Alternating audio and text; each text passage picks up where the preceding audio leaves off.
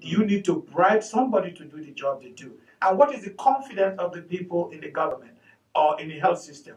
When the government itself, the president of a country, will leave the country and go to a foreign country for treatment. Yes. The government goes to a foreign country for treatment. So what do you expect the common man to think? Is there really health care? If it's so good, why is the president and his family and his next of kin, including his driver, going outside the country for treatment? So this is the problem. So confidence in what you have, if you don't have confidence in it, you won't treat it right. So this is a problem that is just coming out from everywhere. But that said, the common man who does not have this money, who does not have this connection, need help. What do we do and how can we help? I know that if Franco Lindsay, you formerly of NTA, yes. was watching this episode, he probably will be asking, do these discussions know who the common man is? No. But let's not go there. We have a sense that we're talking about the 90%, or is it the 99% of Nigerians who do not have access to power and do not have access to funds like the political elites have. Yeah. But I am still interested in pursuing the case of UK and Canada that you mentioned, that is socialized medicine, compared with what happens in America. And then ask, between UK and Canada and America, where do we locate Nigeria? Nigeria, somebody said to me, has a mixed economic system. Definitely. We're not sure whether we want to be a welfareist state or we want to be a capitalist state. Okay. But what everybody agrees is that the political elites live off government. Yes. Most of them do not produce anything. And so the large amount of money that goes into sustaining that political class leaves very little for the rest of society. So I would, maybe some of the time, would need to think the UK model, where they have the NHS, right? The Canadian system, where government, puts something.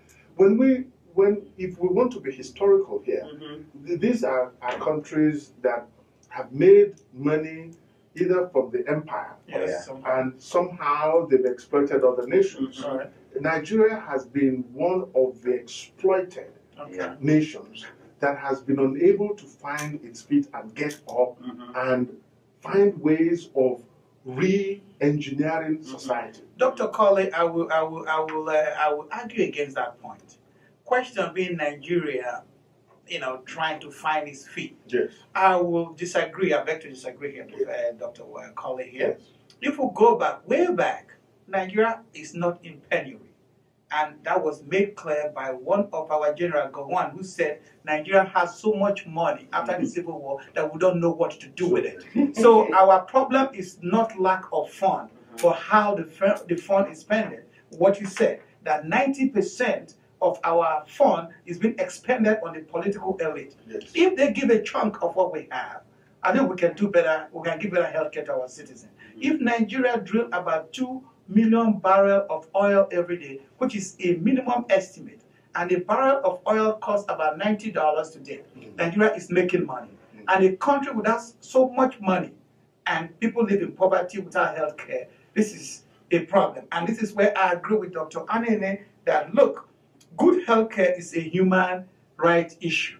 And like I said before, a healthy nation is a wealthy nation. If we kill all the poor in Nigeria, can only the elite run Nigeria? I don't think so. So I think we have to go back. Before, in this country, when we're growing up, you are sick, you go to any hospital, you will receive treatment. Yes. Basic malaria medicine is there. Yeah. You injure your leg is treated, you go home, you get your injection, you go home. And people were happy with the system. So what happened to that system?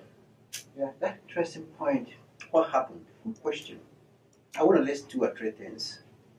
Mom, I don't want to be on the neck of doctors. Speak free. Yeah, you're free to speak. Okay?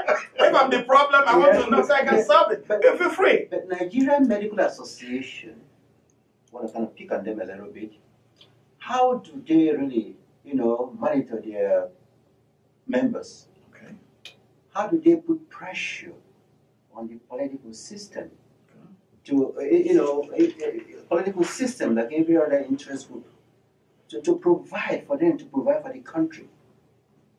And secondly, the parasites in government, the parasites, whether it was military regime, whether it's under democracy, they are parasites, that's what we're saying. They just live on everybody else's money and go overseas for themselves and their families. We talk about corruption now. That's kind of one of the ways. But the money is there. We have oil. An oil boom. So because they could take their families overseas, they're not pressed to do anything. In fact, I recall a story. That was about a few years ago. Some Nigerian, we call them business elites, went to South Africa to set up a huge medical facilities. And it was Nelson Mandela that told them, why don't you set it up in your country? That was former governor of... the former president. Okay, go ahead. Former governor of River State and a group of people. Okay. Actually, they set it up in South Africa.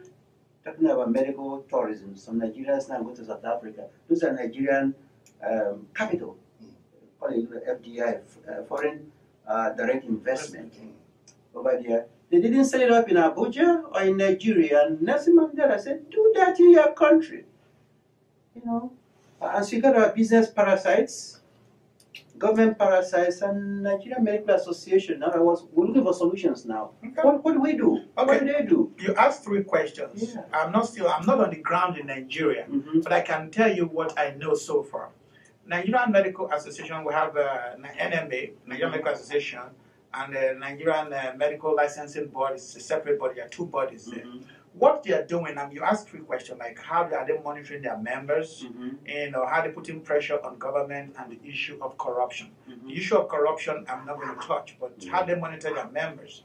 First, when you get a license, when you're a licensed doctor in Nigeria, when you train in medical school in Nigeria, you do your housemanship. Thereafter, you can go full-time into general hospitals to work, or you can go into